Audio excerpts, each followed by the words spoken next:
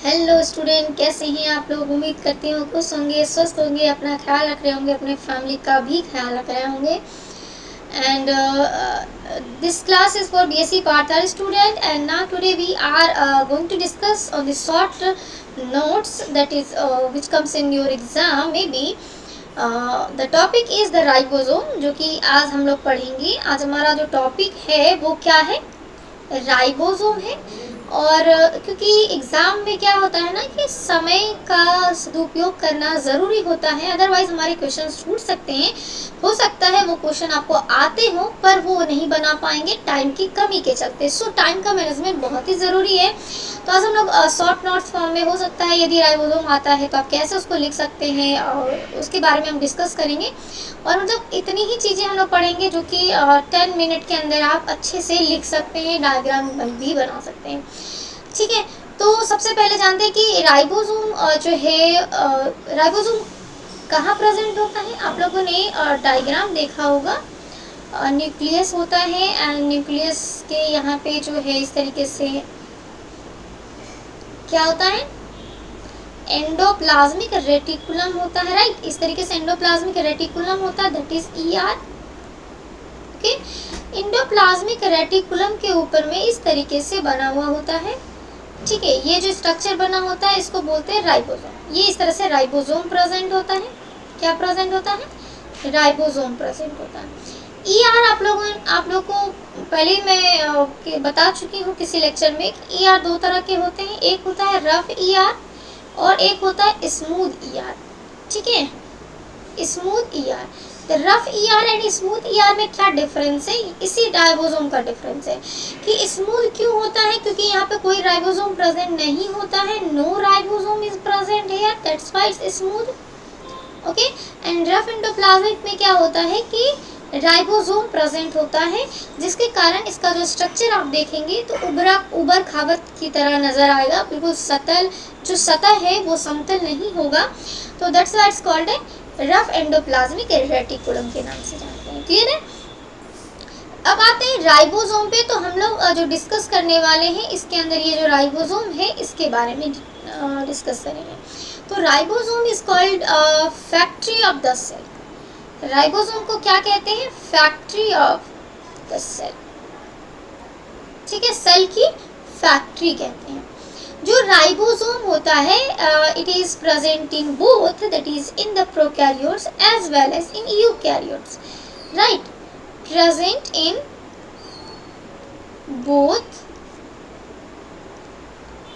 Prokaryotes and eukaryotes. Right, दोनों में present होता है, प्रोकैरियोट में भी प्रेजेंट होता है और यूकैरियोट में भी प्रेजेंट होता है। क्लियर है। अब किसमें नहीं होता है, तो except mature sperm and RBC. ठीक है, ये जो राइबोसोम है वो प्रोकैरियोट्स में भी प्रेजेंट होगा, यूकैरियोट्स में भी प्रेजेंट होगा, बट कहाँ प्रेजेंट नहीं होगा, मैच्योर स्पर्म और आरबीसी में ये प्रेजेंट नहीं होगा। क्लियर है। तो प्रोकैरियोट्स में जो राइबोसोम प्रेजेंट होता है, तो प्रोकैरियोट्स जो ये राइबोसोम होता है ये एक साइटोप्लाज्मिक ऑर्गेनेली है, नॉन मेम्ब्रेनस होता है। ये चीज इंपॉर्टेंट है, आपको मेंशन करना चाहिए, नॉन मेम्ब्रेनस होता है एंड साइटोप्लाज्मिक ऑर्गेनेली होता है, मींस साइटोप्लाज्म में प्रेजेंट रहने वाला ऑर्गेनेली। ठीक है, जो प्रोकैरियोट्स में ये साइटोप्लाज्मिक ऑर्गेनेल साइटोप्लाज्म में प्रेजेंट होता है, तो प्रोकैरियोट में ये प्रेजेंट होगा कहाँ पे, साइटोप्लाज्म में प्रेजेंट होगा, बट स्कैटर्ड फॉर्म में प्रेजेंट होगा। प्रोकैरियोट में राइबोसोम किस फॉर्म में प्रेजेंट होगा, स्कैटर्ड फॉर्म में, स्कैटर्ड फॉर्म में प्रेजेंट होगा इन कहाँ, साइटोप्लाज्म। ठीक है, ribosome present in scattered form in cytoplasm. ठीक है, यूकैरियोट में कैसे प्रेजेंट होगा? तो यूकैरियोट में राइबोसोम जो प्रेजेंट होता है वो फ्रीली फॉर्म में होता है। Ribosome present in freely form in cytoplasm,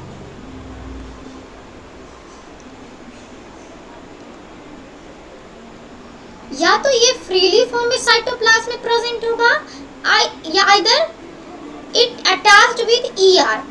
क्या? अटैच विद ईआर, यानी कि एंडोप्लाज्मिक रेटिकुलम के साथ। ठीक है, तो राइबोसोम क्या होता है? फैक्ट्री ऑफ द सेल कहते हैं। ये जो है नॉन मेम्ब्रेनस होता है, साइटोप्लाज्मिक ऑर्गेनेली है जो कि साइटोप्लाज्म में प्रेजेंट होता है। यह प्रोकैरियोट एंड यूकैरियोट दोनों में पाया जाता है, लेकिन मैच्योर स्पर्म एंड आरबीसी में ये नहीं पाया जाता है। प्रोकैरियोट्स के साइटोप्लाज्म में स्कैटर्ड फॉर्म में राइबोसोम प्रेजेंट होता है, जबकि यूकैरियोट्स में राइबोसोम जो प्रेजेंट होता है साइटोप्लाज्म में वो फ्रीली फॉर्म में होता है या फिर एंडोप्लाज्मिक रेटिकुलम के साथ प्रेजेंट होता है। तो जो हिंदी मीडियम वाले बच्चे हैं, मैं जो बातें बोल रही हूँ आप उसको नोट डाउन कर लीजिए, that's enough for your notes.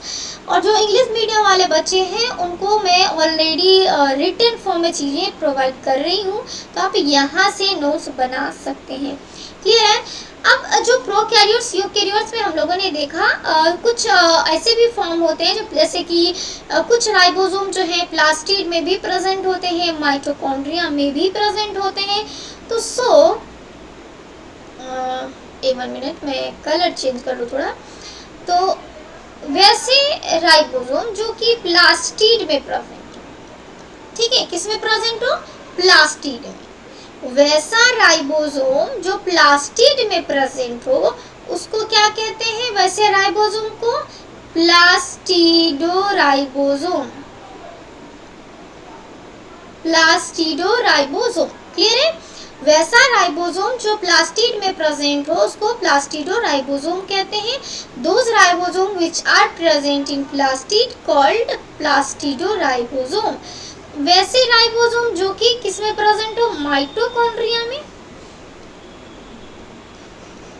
तो ऐसे राइबोसोम को माइटोराइबोसोम कहते हैं।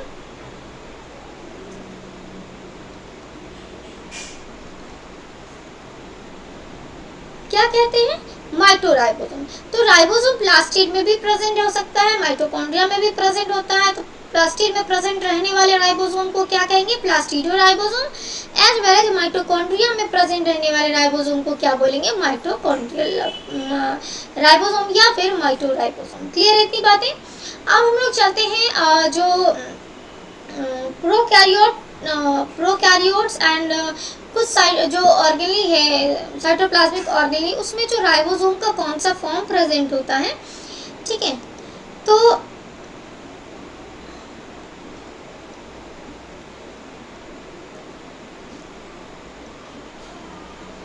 प्रोकैरियोट्स एंड ऑर्गेनली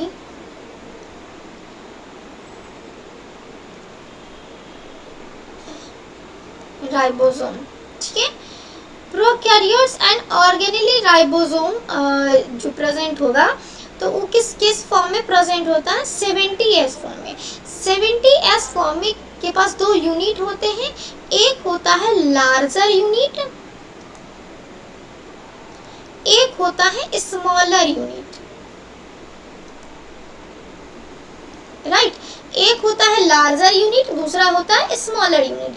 तो लार्जर यूनिट क्या होता है? 50 होता है larger unit, 50S, and smaller unit क्या होता है? 30S is the smaller unit. Right, तो हम इसको इस तरीके से लिख सकते हैं 50S plus 30S। This is the larger unit and this is the smaller unit. तो प्रोकैरियोट्स या फिर ऑर्गेनली राइबोसोम, ऑर्गेनली में प्रेजेंट रहने वाले राइबोसोम के पास जो राइबोसोम प्रेजेंट होता है वो कैसा होता है? 70S राइबोसोम होता है। क्लियर है? 70S ribosome. जबकि यूकैरियोट में प्रेजेंट रहने वाला जो राइबोसोम होता है वो कितना होता है? 80S का। कितने का होता है? 80S। तो 80s के पास भी 2 यूनिट होता है, एक लार्जर दूसरा स्मॉलर। तो लार्जर जो होता है वो कितना का होता है, 60s का, और स्मॉलर जो होता है वो 40s का। And it also write as the 80s equal to the 60s plus 40s, right? This is the largest unit, this is the smaller one, ठीक है। तो प्रोकैरियोट्स के पास 70s, यूकैरियोट्स के पास 80s राइबोसोम प्रेजेंट रहता है। तो जो ये इसका हम लोग डायग्राम जैसे कि हमने बताया ER पे कैसे वो प्रेजेंट है, तो हम लोग यहाँ पे एक डायग्राम बनाते हैं, ठीक है। चलिए, suppose this is the endoplasmic reticulum layer,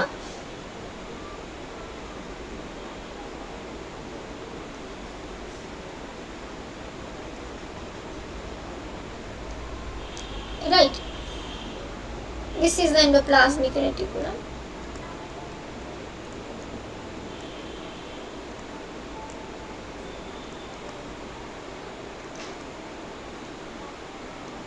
ठीक है, this is the endoplasmic reticulum, and here this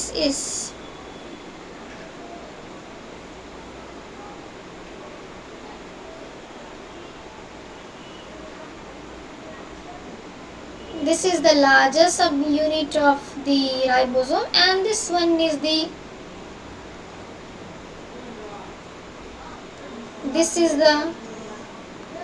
larger unit of ribosome। जो भी हमने स्ट्रक्चर ड्रा किया है ऑरेंज कलर से, ये सब ये राइबोसोम का स्ट्रक्चर है, जिसमें से ये वाला जो पार्ट दिख रहा है ये लार्जर यूनिट है राइबोसोम का। एंड जैसे कि हम अभी यूकैरियोट्स के केस में जो है कितना एस हम लोगों ने राइबोसोम देखा था, 80s राइबोसोम देखा था। इट मीन्स कि इसका लार्जर क्या हो जाएगा, 60s plus 40s is the smaller and this is the larger.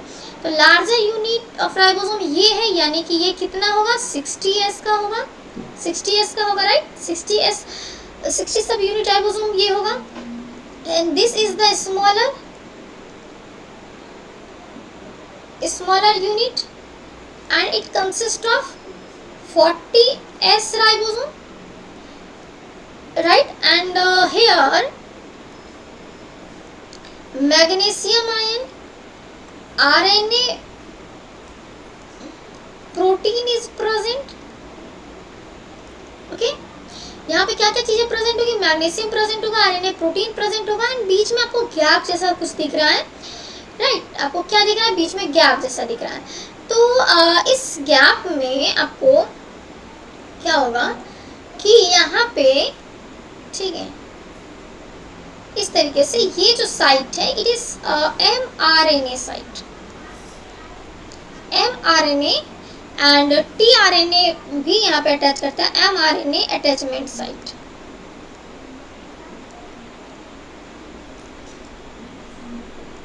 ठीक है, mRNA अटैचमेंट साइट। तो this is the structure of the ribosome. And ribosome के पास दो यूनिट हो गए, एक लार्जर यूनिट एक स्मॉलर यूनिट। लार्जर यूनिट हो गया 60s का, स्मॉलर यूनिट कितने का हो गया, 40s का। लार्जर यूनिट और स्मॉलर यूनिट के बीच में जो है एक स्पेस होता है, and this space is for attachment site of mRNA, जहाँ पे mRNA आ करके यहाँ पे अटैच हो जाता है।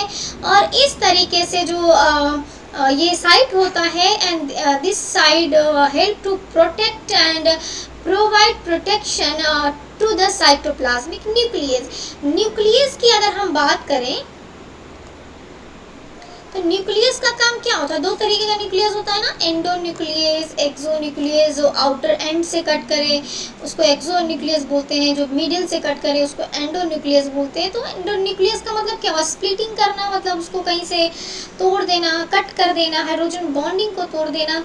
तो न्यूक्लियस का काम ये होता है। तो अगर कर देगा तो आगे का जो प्रोसेस है बनने का वो चीज़ें नहीं बनेंगी। तो सो यहाँ पे ये जो अटैचमेंट साइट है जब mRNA से अटैच हो जाता है तब इस न्यूक्लियस के अंदर न्यूक्लियस दूसरा होता है। ये साइटोप्लाज्मिक न्यूक्लियस की मैं बात कर रही हूँ। फंक्शन तो ऐसा ही होगा, तो न्यूक्लियस साइटोप्लाज्म में प्रेजेंट रहने वाला जो न्यूक्लियस एंजाइम है वो क्या करेगा कि एमआरएनए को हो सकता है कि उसके स्ट्रैंड को तोड़ दे, उसके हाइड्रोजन बॉन्डिंग को तोड़ दे, तो सो आगे का जो प्रोसेस है वो रुक जाएगा। सो ये जो अटैचमेंट साइट है एमआरएनए के लिए, ये अटैचमेंट साइट इस चीज़ से उसे प्रोटेक्शन प्रोवाइड कराता है कि इस साइटोप्लाज्मिक न्यूक्लियस को कट नहीं कर सकता है।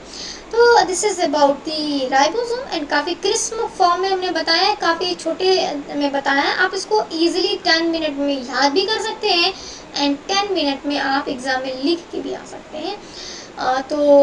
सो ये जो टॉपिक है हम आज यहीं पे रखते हैं। 1 मिनट रुकिए, चार्ज खत्म, 1 मिनट रुक जाइए।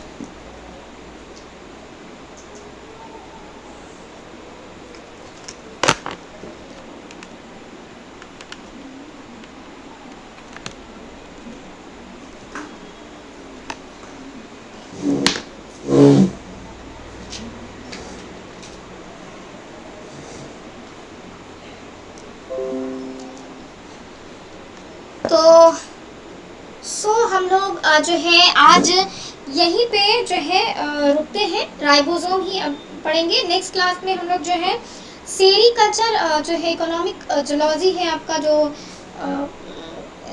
छठा पेपर है, जिसमें कि आप लोग जेनेटिक्स पढ़े, सेल बायोलॉजी पढ़े, जेनेटिक्स पढ़े, उसका जो तीसरा वाला पार्ट है नीचे में इकोनॉमिक जूलॉजी का, उसमें हमें लॉन्ग क्वेश्चन में सेरीकल्चर जो है में भी आस्क इन द क्वेश्चंस, मतलब एग्जामिनेशन। तो हम लोग नेक्स्ट क्लास में सेरीकल्चर के बारे में पढ़ेंगे। काफ़ी इंटरेस्टिंग तरीके से पढ़ेंगे कि कैसे हम उसके इंडस्ट्री को स्टैब्लिश कर सकते हैं। ठीक है, तो चलिए मिलते हैं नेक्स्ट क्लास में बहुत ही जल्द। एंड सो एंजॉय कीजिए, मस्ती कीजिए and keep learning with us. And अपना ख्याल रखिए, अपने फैमिली का भी ख्याल रखिए। ठीक है, चलिए tata bye bye, good night, see you soon.